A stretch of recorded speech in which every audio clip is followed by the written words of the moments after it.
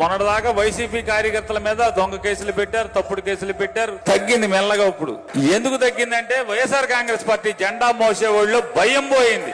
ఏం చేస్తారు, ఒక కేసు పెడతావు, అరెస్ట్ చేస్తావు, లోపలేస్తావు, రెడీ నేను వస్తా, తీసుకెళ్ళి నన్ను. అసలు ఏడు చూసుకుని మీరు ఇలా రెచ్చిపోతున్నారు, ఏటి మీ ధైర్యం?